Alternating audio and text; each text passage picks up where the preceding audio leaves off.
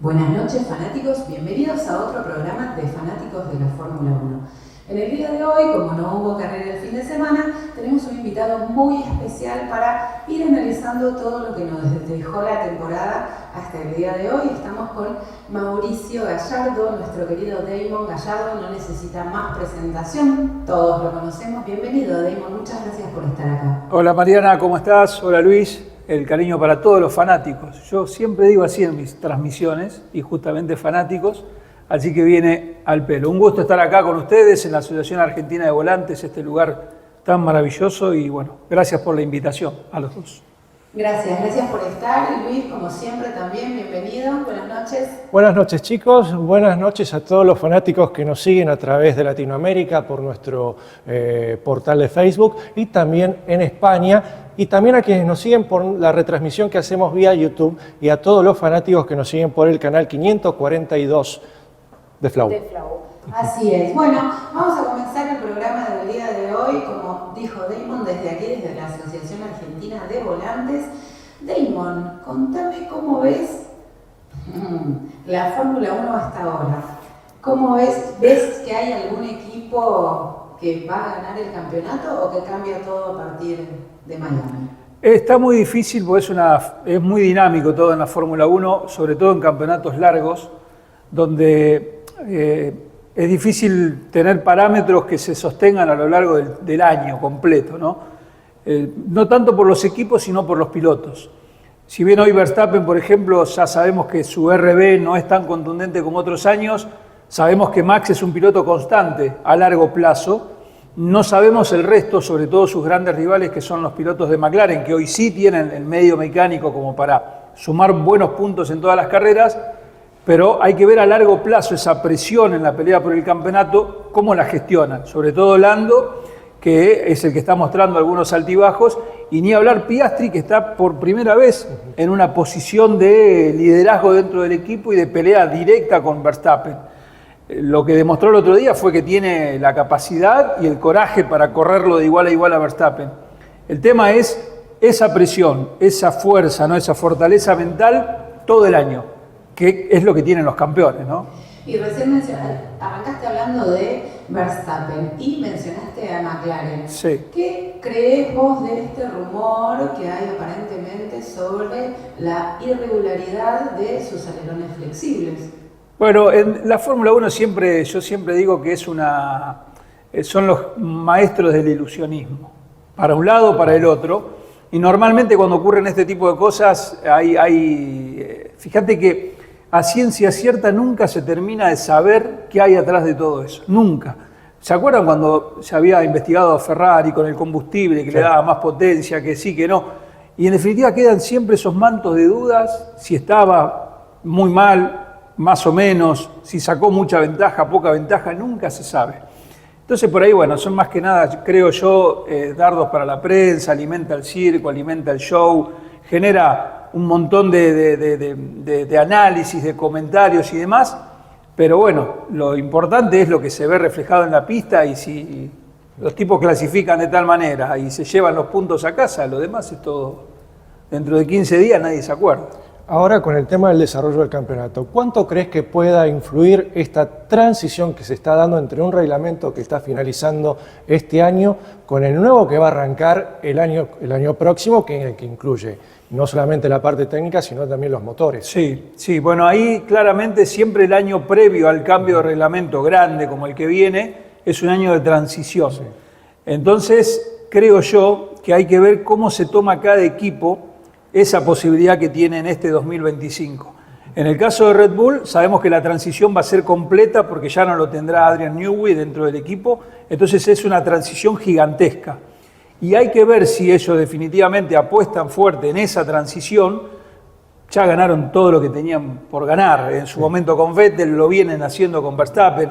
Entonces la situación para Red Bull se puede dar este año de gracia, si se quiere, si ve que se le complica mucho con McLaren, y pensar en 2026. En el caso de McLaren, yo creo que no pueden jugar tanto en ese extremo, porque ¿cuántos años hace que McLaren no tiene un piloto campeón?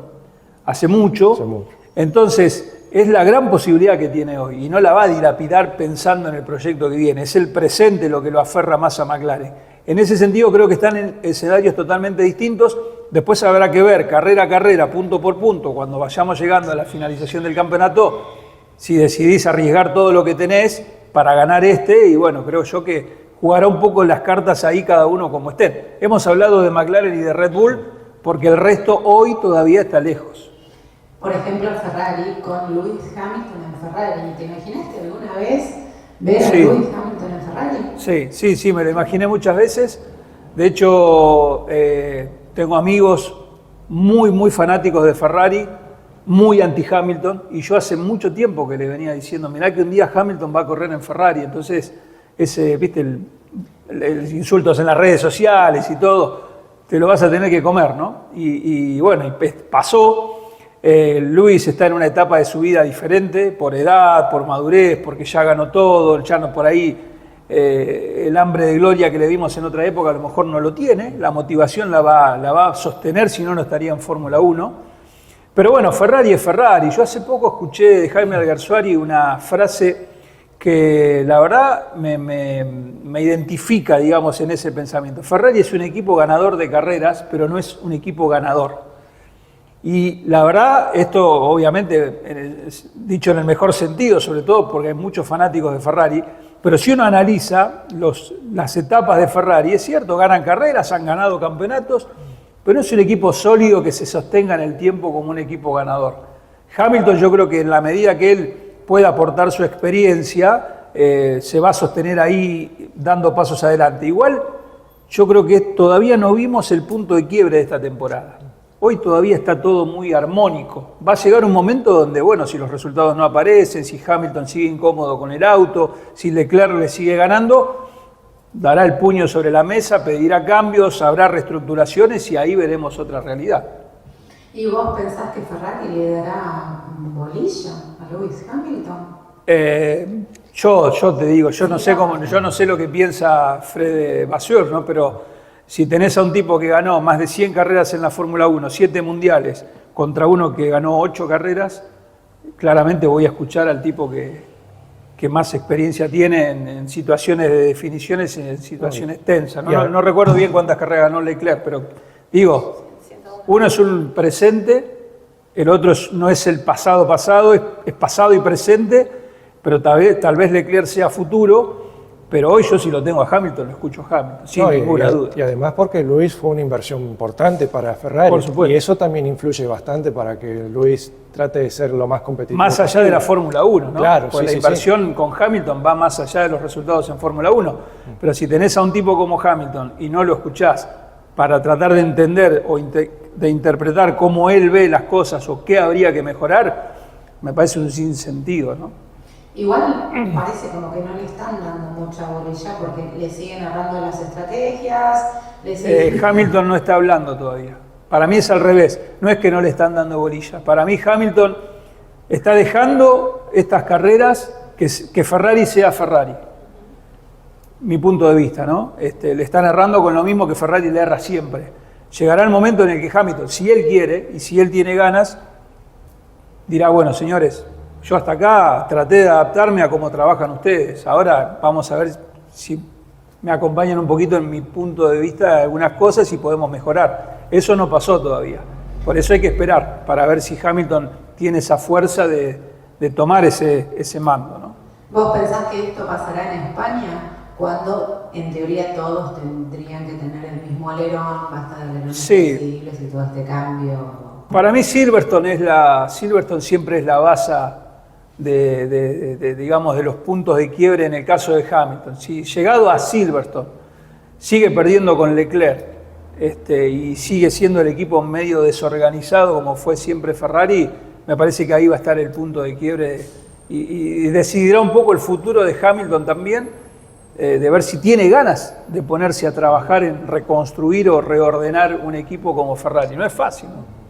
¿Y pensás que se irá de Ferrari y de la Fórmula 1 si no gana nada este año? No, este año no. Yo estoy convencido que por lo menos lo vamos a ver un tiempo más, salvo que sea una catástrofe de resultados y si bien Hamilton tiene intereses en otras cosas, en otra vida fuera de la Fórmula 1, es difícil saberlo. para mí, estando ahí, el fuego sagrado lo tiene y lo va a recuperar, yo creo.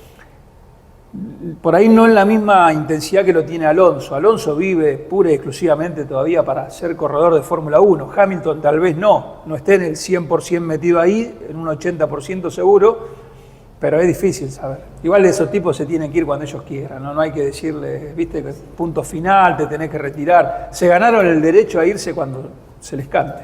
Pues justamente hablaste de Alonso y tomando la pregunta de Mariana del caso de Hamilton, ¿y Alonso hasta cuándo podría aguantar en Aston Martin? Que aparentemente arrancaba con todo y ahora se fue desgajando con el paso de las carreras, de las temporadas, y ahora está, digamos, Aston Martin en una nebulosa y como que Alonso como que ya se resignó. Sí, Alonso se resignó a lo que tiene hoy, no hay forma, es un tipo muy inteligente, es totalmente en vano ir al 1000% cuando tenés un auto como el que tiene Alonso, entonces eso habla de la inteligencia de Alonso, ir hasta donde el auto va y ni más. O sea, Stroll normalmente le gana, que es su punto de referencia número 1, pero yo creo que Alonso va a resistir, sobre todo porque tiene un proyecto entre manos con Adrian Newey, que creo que puede ser la carta que a él le puede dar la posibilidad de conducir un auto diferente.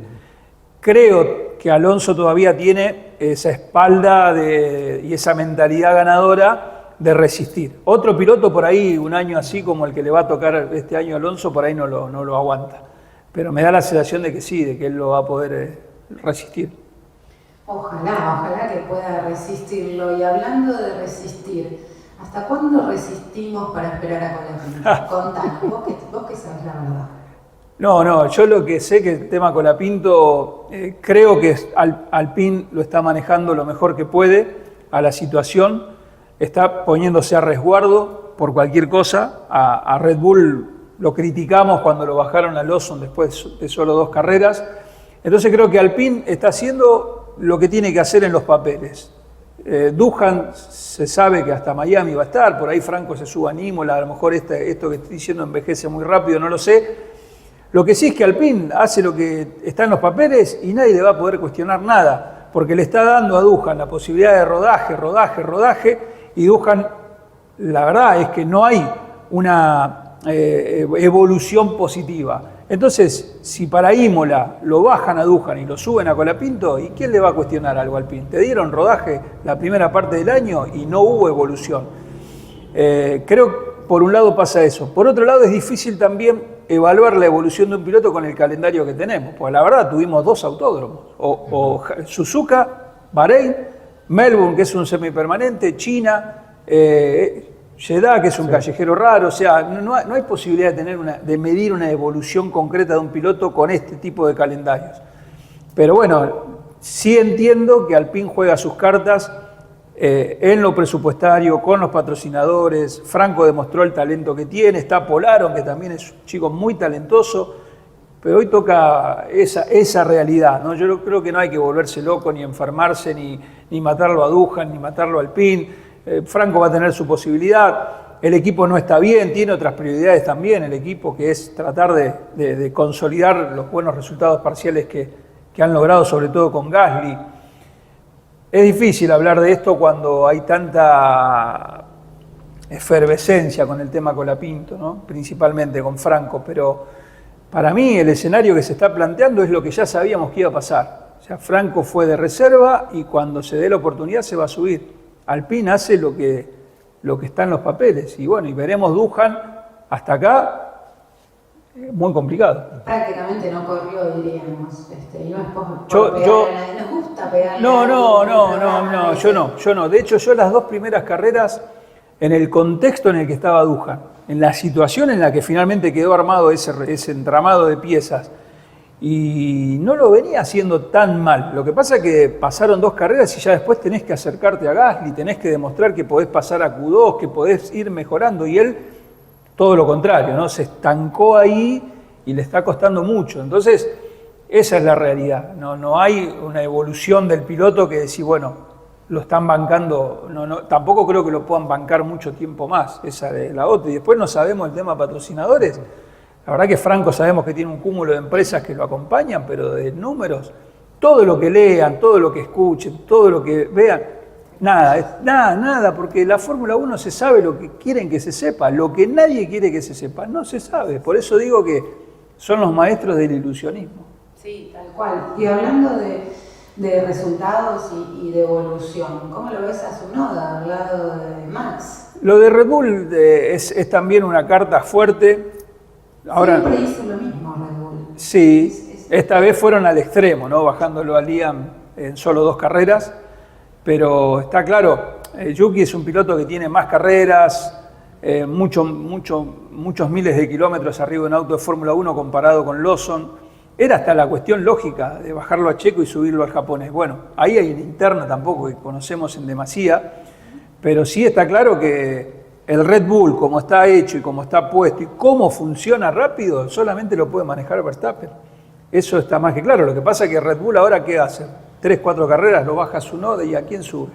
O sea, ya está, ya quemaron sus cartas en el inicio de la temporada. Ahora lo tienen que bancar al japonés y bueno, tratar de ver cómo acerca, porque la realidad es que en la última carrera, por ejemplo, Tsunoda metió el Red Bull en Q3, que uno dice, bueno, misión cumplida, pero a 9 décimas de Verstappen. O sea, las diferencias son abismales para el funcionamiento ahí. Sí, así no se puede definitivamente pelear por ningún campeonato. No, y la otra es que por ahí ese es el mejor escenario para Verstappen, porque la realidad es esa. Tampoco Verstappen va a querer que le traigan un tipo que le esté a 1 décima. Esos pilotos funcionan de esa manera, ¿no? El control absoluto, dominio absoluto de toda la estructura, y se sienten cómodos con un compañero de equipo que sea rápido, lo suficientemente rápido para aportarle al equipo, pero que no los moleste. Ahora, hablando de Tsunoda, tenemos que hablar de la víctima, que fue Lawson. Sí. ¿Cómo se entiende que Lawson no haya, digamos, tenido buenas carreras de su regreso forzado de RB? Uno pensaba que, bueno, baja un auto que ya conocía, que si bien tuvo una evolución mientras él no estaba, podía dominarlo, sin embargo no se le da, fue un cúmulo de sanciones en las últimas 2 carreras, es como que estuviera con la mala suerte absoluta. Sí, más que mala suerte, yo creo que hay ahí un trabajo muy fuerte que tendrá que hacer el piloto neozelandés, Lawson, ¿no? Tenés al lado a un pibe como Hadjar que vuela con ese auto, va rapidísimo. Sí. Pero también no nos olvidemos que hay una cuestión mental en estos deportistas, en estos chicos. Y para Lawson, más allá de que vemos los videos en las redes sociales, bueno, me reciben otra vez en el equipo B de Red Bull, estamos felices, estamos contentos, el pibe está destrozado. El pibe está destrozado porque ante los ojos del mundo duró 2 carreras en el equipo supuestamente más fuerte de la Fórmula 1. Y eso mentalmente requiere mucho trabajo. No es que no lo vaya a lograr, requiere mucho trabajo de recuperación, en confianza. Eso es lo que creo yo que le está pasando a Lawson. Sus condiciones conductivas no las perdió, pero sí necesita recuperar confianza para volver a rendir como lo demostró el año pasado, ¿no? Básicamente pasa por ahí. Distinto de Antonelli, que estamos viendo un rookie para mí lo mejor del año hasta ahora. Kimi, Antonelli, pilotazo, Hadjar está demostrándolo muy bien. Bueno, son chicos que vienen a hacer un recambio de la Fórmula 1 bueno, interesante, pilotos rápidos, talentosos, Oli Berman. Yo creo que ahí la Fórmula 1 en ese sentido tenemos que estar contentos porque los que llegan son rápidos. Eso está buenísimo. Vamos a aprovechar para hacer un breve cortecito y después vamos a hablar del casco que tenemos ahí. Damon nos va a contar. Bueno, porque todos ya sabemos qué es lo que pasó el 1 de mayo, pero ya volvemos.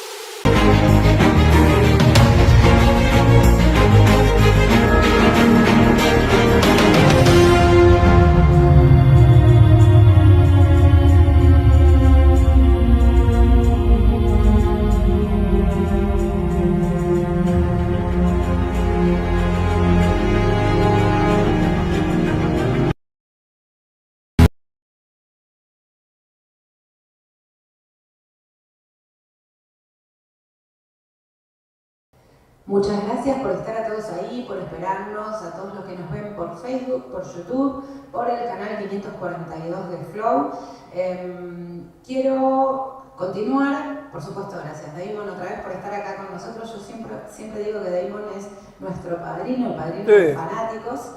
¿Qué me va a pedir ahora? No te voy a pedir, no te voy a pedir nada, pero sí reconocer en público que es una de las personas, de las dos personas que nos ayudaron desde el inicio con fanáticos, así que bueno, gracias públicamente.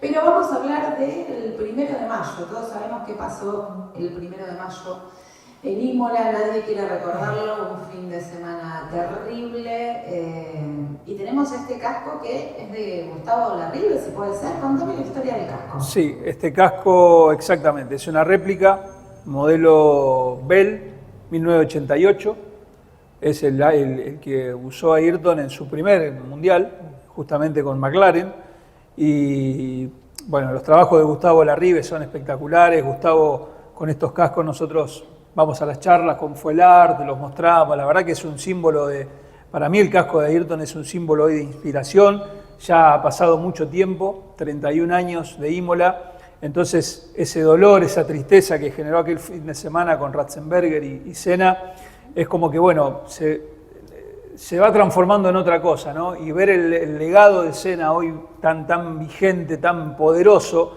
esos colores, todo lo que implica no solo Ayrton. Yo quiero, en general, esa época de la Fórmula 1. Yo soy muy de la vieja escuela, muy de esa Fórmula 1 que era otra cosa.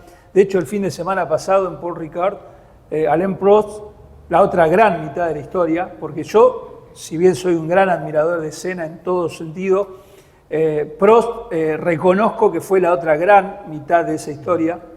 Me acuerdo cuando le di la mano, le estaba dando la mano, viste, Alain es chiquitito, y yo le daba la mano y mi pensamiento automáticamente fue, yo le quería apretar las manos, viste, agarrar con mis dos manos, y con esas manos el tipo corrió contra Senna, o sea, la otra mitad de la historia. Hay que reconocer esa época de la Fórmula 1 de tan buenos pilotos. Y decía en Paul Ricard, Prost se subió al McLaren del año 87 y verlo a Alain con 70 años, cómo le fue pasando el tiempo, ¿no? Porque uno le queda la imagen de los rulos y cómo le fue pasando como nos pasa a todos el tiempo. Pero ver su rostro adentro del habitáculo del McLaren, esa emoción que se ve en el tipo, y uno dice, bueno, es lo que nos quedó Alain, el legado de esa época donde estaba Senna, y hay que disfrutarlo eso, la verdad que. Y sobre todo a las nuevas generaciones, contarles quiénes fueron estos tipos, qué hicieron, cómo hicieron grande a la Fórmula 1, con errores y aciertos, ¿no? Porque Ayrton tuvo sus deslices, tuvo sus momentos, como los tuvo Prost, como los tuvieron todos los pilotos que ambicionan ganar. Entonces este casco para mí es símbolo de eso, ¿no? De inspiración y de cómo se pueden alcanzar muchos objetivos cuando hay determinación. Eso era algo que bregaba y pregonaba Ayrton siempre, más allá de siempre querer ganar, siempre prepararse, siempre querer, por supuesto, ser campeón y demás, tener a su ídolo, que sabemos que era Juan Manuel Fangio, pero él, más allá de la competitividad, se fijaba y se ocupaba y preocupaba de los valores humanos. Sí, eso es verdad, pero fue pasando con el tiempo. Ayrton fue cambiando su forma de ver la vida, como nos pasa a todos, a medida que vamos creciendo, ¿no? Entonces, Senna, cuando empieza a competir, su único objetivo era ganarle a todo el mundo y ganar lo máximo que pudiese. De hecho, Ayrton ganó 46 carreras antes de llegar a la Fórmula 1, en los monoplazas en Inglaterra, entre la Fórmula Ford, la Fórmula 3, es un tipo ganador neto. Sus primeros años en la Fórmula 1 fueron de mucha competitividad, y eso que decís, Marian, es cierto, pero lo vimos en la última etapa de Senna, cuando ya el tipo se puso más grande, cuando si bien en la pista te quería demoler, pero empezó a preocuparse por la seguridad de sus compañeros, de sus colegas de pista, y habla de la evolución como persona. A mí me fascina mucho ver la evolución de Senna en declaraciones, en pensamientos, cuando estábamos hablando del año 88, 89, que lo único que quería era ganarle a Prost, y sus últimas etapas, 93, 92, donde ya tenía una visión de la vida mucho más amplia, y eso es fascinante, como alguien tan obstinado con la victoria le da lugar después a ese tipo de cosas, es fabuloso. Mucho por ahí tuvo que ver el hecho de que ya había alcanzado 3 títulos del mundo, que por ahí no se lo imaginaba cuando ingresaba haciendo cuando probó aquel Williams en el año 83 en esa prueba privada. Por ahí le hizo el clic y ya digo, bueno, hay algo más que un campeonato mundial. Sí, a mí me da la sensación de que lo deportivo, digamos, siempre siguió estando claro. Senna hace esas 4 pruebas iniciales en el 83, prueba Williams, McLaren, Toleman y Brabham, y ya el tipo sabía qué quería en la Fórmula 1. Por eso firma con Toleman, porque él quería llegar como agente libre, ¿no? Para no quedar atado a un contrato a largo plazo, y siempre tuvo claro eso. Donde yo creo que hay un quiebre es después de las batallas con Alain, que fueron tremendas, muy desgastantes psicológicamente hablando y demás. Uno de los grandes cambios se produce con la llegada de Berger al equipo McLaren. Porque Berger siempre dijo, a mí Senna me ayudó a ser un mejor piloto y yo lo ayudé a Ayrton a ser una mejor persona, a disfrutar de la vida más allá de la obstinación que tenía 24/7 por el auto de carrera. Entonces él ahí empezó a dejarse, a fluir con algunas cosas, pero bueno, eso no hacía perder su objetivo de destrozarte en el cronómetro, pero logró ese equilibrio. Y creo que es importante, ¿no? Cuando un deportista disfruta de lo que consigue, disfruta del proceso y no solo del resultado. El Ayrton inicial solamente disfrutaba si el resultado era el que él tenía planeado. Y bueno, y no siempre se gana, ¿no? No, definitivamente para ganar hay que llegar, decía Tal cual. Juan Manuel Fangio. Contanos alguna anécdota, ya que mencionaste que estás dando charlas sobre Ayrton Senna, también sobre Carlos Alberto Reutemann, sobre los pilotos que hicieron historia en Ferrari. Sí. Contanos alguna anécdota que tengas de Ayrton Senna para compartir con toda la gente, porque hay mucha gente que nos mira, que conoce la Fórmula 1, que conoce a Ayrton Senna, pero hay gente nueva que no sabe, que no conoce, y estaría bueno un poquito. 3 cositas que me gusta, porque en las charlas los artistas de Fuelart ponen las obras que son maravillosas, las pinturas. Estamos preparando una del Flaco, adelanto, fanáticos. Ojo que se viene una. Ojo que estamos preparando una de superhéroes que es espectacular. Pero respecto a Senna, el tipo era zurdo. Entonces él tenía una ventaja a la hora de rebajar las marchas y hacer la fuerza para sostener el volante con la mano izquierda. Cuando apareció el cambio semiautomático en el 91, esa ventaja que Senna tenía desapareció, porque ya ningún piloto sacó las 2 manos del volante, ¿no? Fíjense cómo la tecnología fue atentando contra los distintos. Sí. Después Ayrton tenía esa forma tan particular de trabajar con el acelerador, que en la época del turbo mantenía siempre el turbo cargado, tenía una sensibilidad en el acelerador terrible. Cuando ya el acelerador pasó a ser electrónico, esa diferencia también se emparejó para abajo, pasaba a ser todo lo mismo, y Senna siempre trató de pulir todas esas cositas para destacarse. Y una particularidad de Ayrton, acá les voy a contar una anécdota, que obviamente como todo piloto es ultra competitivo, es muy difícil que compartan datos, es muy difícil que le den consejos a otros pilotos, porque normalmente los pilotos no se aconsejan a menos que uno pida consejos. Él ganó Detroit, la Fórmula 1 cuando corría en los Estados Unidos, ganó 3 consecutivas, si no me equivoco, 86, 87 y 88, siendo piloto McLaren y Lotus, ¿no? Gana todo lo que es el callejero de Detroit. Fin del 87, del 88 se disuelve el contrato de la Fórmula 1 con Detroit y el organizador arregla un contrato con la serie CART, que es lo que es hoy IndyCar. Sí. En la serie IndyCar corría Emerson Fittipaldi, brasileño, ¿no? Entonces el fin de semana Emerson arranca muy mal en el fin de semana de actividad, 7º, 8º, no podía progresar y clasifica con una buena vuelta de clasificación en la segunda fila, pero con un auto que era para una vuelta rápida pero que no tenía ritmo. Entonces decide llamarlo a la noche del sábado a Senna y le dice a Ayrton, ganaste 3 veces acá, me pasa esto con el auto. Estamos hablando de Fórmula 1 y autos de kart, ¿no? Totalmente distintos. Entonces Senna le dijo a Emerson, mirá, para mañana, para la carrera, trabajá en la barra trasera, le dio ciertos aspectos que tenía que trabajar, sobre todo en la dureza del auto, en la parte trasera. Reglajes de puesta a punto. Y le remarcó, tu ingeniero te va a decir que no, que es una locura. Vos plantate y decile que lo ponga así como yo te digo. Entonces Emerson fue, le planteó al ingeniero, mirá, vamos a hacer este cambio, no, pero no, porque las ondulaciones, el neumático, vos ponelo así. Y gana la carrera. Emerson Fittipaldi ganó el año 89 con ese consejo que le dio Senna. ¿Por qué le dio ese consejo? Porque Emerson era un amigo que en su momento lo ayudó en sus inicios y además porque no es rival de nada, 2 categorías distintas, 2 tiempos distintos. Tenía esas cosas también, ¿no? De generosidad cuando nadie le iba a afectar su resultado. Así que una linda historia porque aparecen esos testimonios de grandes como Emerson Fittipaldi que hablan también de la calidad y la capacidad técnica que tenía alguien como Ayrton. Claro, porque uno piensa de pronto, no, Ayrton Senna, bueno, se subía y manejaba y como lo puede hacer Hamilton o como lo puede hacer Alonso, como lo puede hacer Vettel o Leclerc, sí. Y no, son distintos. Son distintos, pasaban mucho tiempo analizando los datos, mucho tiempo con los ingenieros, con los mecánicos. Era otra Fórmula 1, ¿no? Hoy vos te sentás, mirás la telemetría del otro y ya sabés si frenás 50 metros más adelante, vas a mejorar 1/10 acá, sabés todo lo que hace el auto de tu compañero.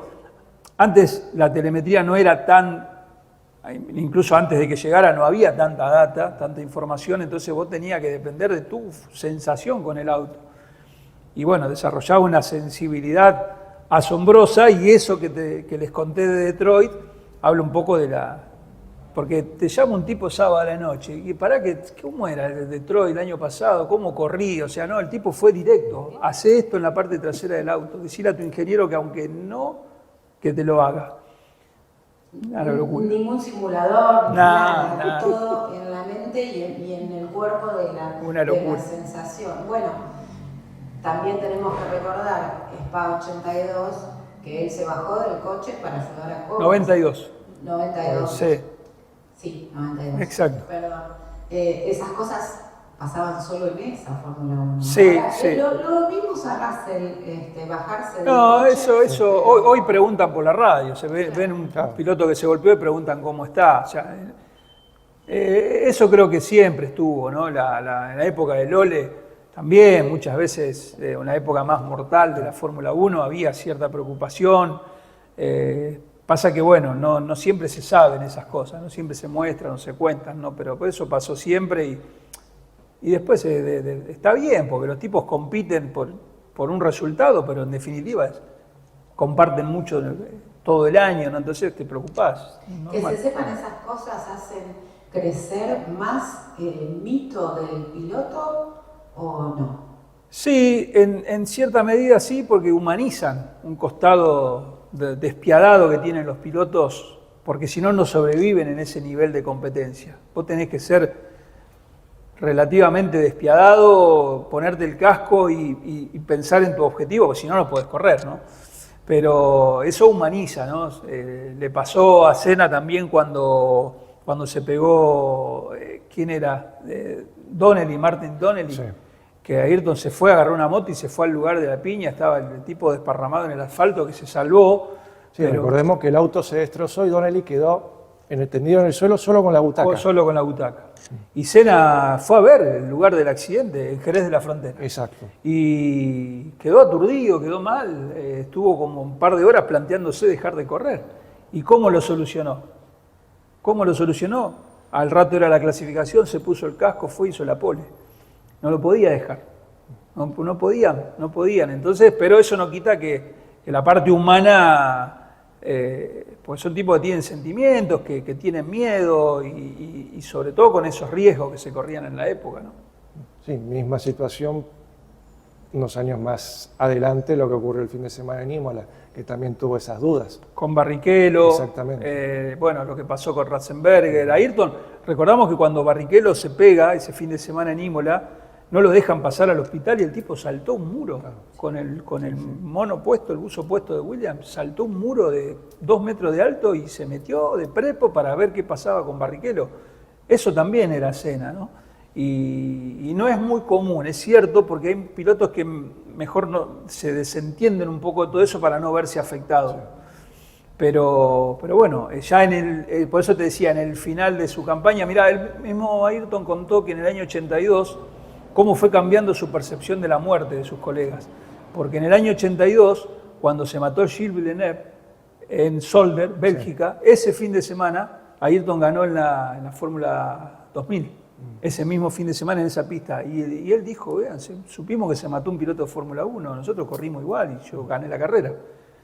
Eran jóvenes, vos estás con la cabeza en otra cosa, y después con el tiempo él dijo, se sintió afectado años después, que él había estado ahí y no hice nada. Y bueno, no había mucho por hacer, ya se había matado. Claro, era así, era la Fórmula 1 de esa época, y con Reutemann también lo vimos, la cantidad de... Lole creo que perdió 16, 17 colegas en sus 10 años de Fórmula 1, una locura.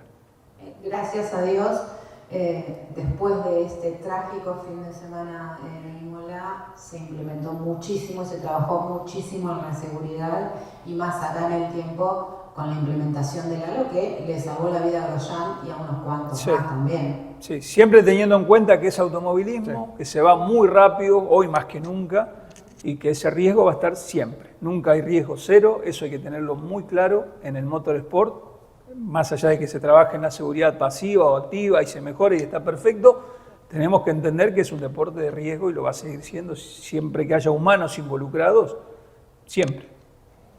¿Y cómo ves, por ejemplo, ahora un caso muy particular que hay dentro de los 20 pilotos de la Fórmula 1 actual, que nunca ganó una carrera, nunca estuvo en un podio?